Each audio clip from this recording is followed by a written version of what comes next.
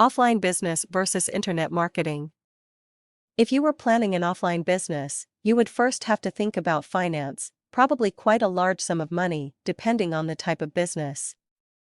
There would be premises, stock or raw materials, how many staff you would need, wage structure, insurance, health and safety, etc. The list goes on and on. That takes a certain type of planning, to which some people have the right aptitude. It also requires a lot of resources, both physical and financial, which are quite often beyond most of us. Considering an internet business, many of those resources are either severely reduced or not even necessary. There is no need for premises, just a rudimentary office setup in a small space in your own home, even in your garden shed, as far from the television as you can get. The amount of finance required is drastically reduced, as are staff requirements, insurance, health and safety, etc. All this would appear to make it an absolute no-brainer when it comes to choosing between offline and online business. Many of the skills are similar, but the resource requirements are vastly different. Offline equals expensive setup and maintenance costs. Online equals very low setup and very little maintenance cost. Of course, an online business can grow to a point where one would need to employ assistants and technical expertise unless one wants to be tied to a computer for 24 hours a day. But by that time, the business will have generated enough profit to more than cover the increased costs. The major reason that stops many people from starting an online business is fear. Fear of the internet itself, fear of failure, and the immense self-doubt that holds many people back.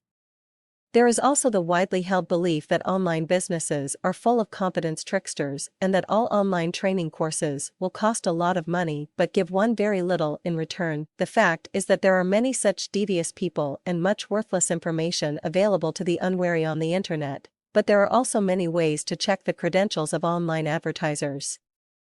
In fact, it's almost essential for would-be entrepreneurs to do what is generally known as due diligence before committing themselves to purchasing anything online.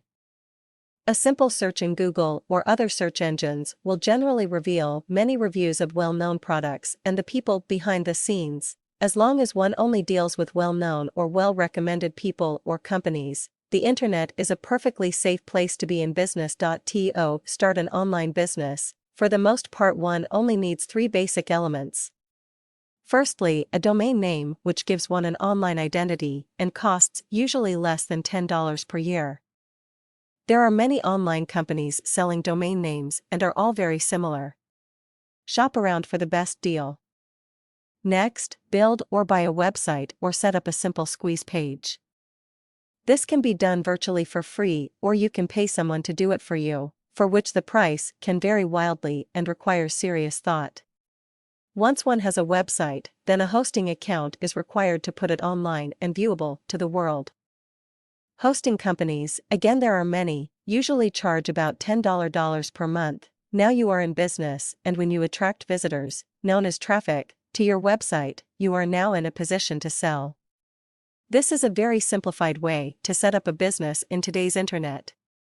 Naturally, there are quite a few computer skills that need to be learned before any of this is possible, but anyone with basic IT training should have little problem with these. To sum up, a simple internet business is in reach of anyone who can type, has a reasonably modern computer, can connect to the internet and has a relatively small financial capability. Overcome the fear and the doubt, set your goals, gain the education, and the sky is your limit.